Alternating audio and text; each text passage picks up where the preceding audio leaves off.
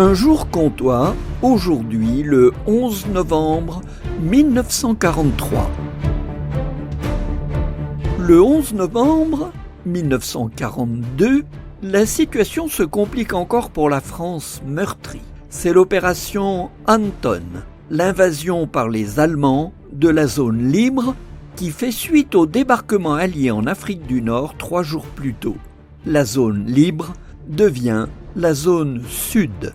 Changement de terminologie, lourd de sens qui concerne bien sûr aussi le Jura. Des Jurassiens dépités que l'armistice de 40 n'ait pas su les protéger de cette occupation. Heureusement, le front de l'Est est très actif. Il consomme une part importante des forces vives allemandes et le Jura évite ainsi l'installation d'une administration allemande trop présente. L'état-major allemand s'installe à la caserne Michel à Lons. Une antenne du SD, la Gestapo, s'installe à la villa Azan, route de Montaigu.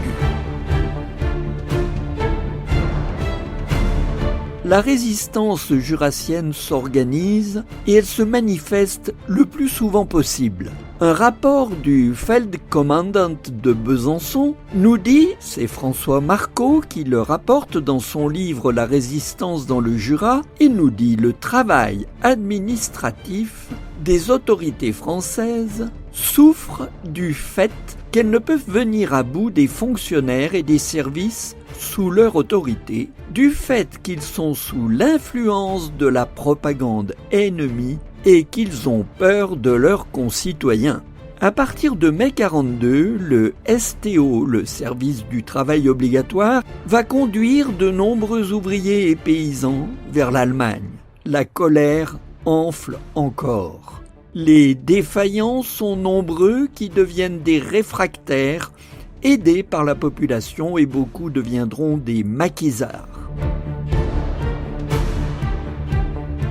Les faits de résistance se multiplient. Le 14 juillet 1942, à Marnésia, dans le Jura, le drapeau français, frappé de la croix de Lorraine, flotte sur le pavillon de la maison commune, entouré des drapeaux américains et anglais. Quelques difficultés pour l'affaler, car les cordes ont été coupées. Le 23 octobre 1942, Blettranois et Lédoniens assistent nombreux aux obsèques d'aviateurs anglais abattus à Montcony. Une gerbe est déposée où l'on peut lire « Brave Tommy ».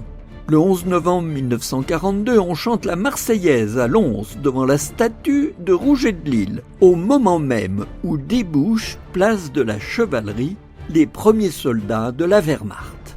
Le 11 novembre 1943, un drapeau français est tissé jusqu'à 35 mètres sur le sapin des fromageries Belle. Mais le fait glorieux qui a laissé la trace la plus profonde dans l'histoire des maquis de l'Ain-Jura s'est déroulé tout près d'ici, à Oyonnax. Ce jour-là, les maquisards du Crêt de Chalam, dont le PC se trouve au lieu-dit La Borne-au-Lion, un PC très organisé, avec même un hôpital de campagne. Les maquisards défilent avec leur chef, le colonel Roman Petit, à leur tête. Après l'exécution de la Marseillaise au nez et à la barbe des occupants nazis, ils déposent une gerbe en forme de croix de Lorraine au monument aux morts qui porte cette inscription « Les vainqueurs de demain à ceux de 14-18 ». Cet acte de bravoure fera grand bruit. L'opération est soigneusement préparée. Elle reste secrète jusqu'au tout dernier moment. Chacun a son rôle. Un groupe surveille les points névralgiques de la ville, poste, hôtel de ville, gendarmerie, commissariat. D'autres occupent le central téléphonique pour empêcher que soit donnée l'alerte. D'autres sont chargés d'encombrer les voies d'accès de la ville pour rendre impossible l'arrivée d'éventuels renforts.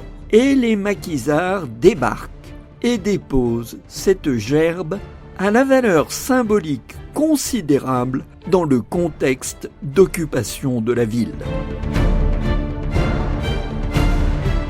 Dans les jours suivants, la presse clandestine rendra compte avec fierté de l'événement. Le Nouvelliste, journal clandestin, décrit la scène. Le drapeau vient se placer près du monument. Lentement, l'état-major s'approche du socle et le chef départemental y dépose une croix de Lorraine de fleurs où se lit cette inscription « Les vainqueurs de demain à ceux de 14-18 ». La sonnerie aux morts s'élève, déchirante. Après une minute de recueillement, nous dit le Nouvelliste, éclate une Marseillaise énorme. Un vieil homme, la voix brisée de sanglots, essaye d'accompagner le chœur, mais il s'arrête, fond en larmes et dit « Je ne peux plus, je ne peux plus ». Le 11 novembre 1943, un jour comtois.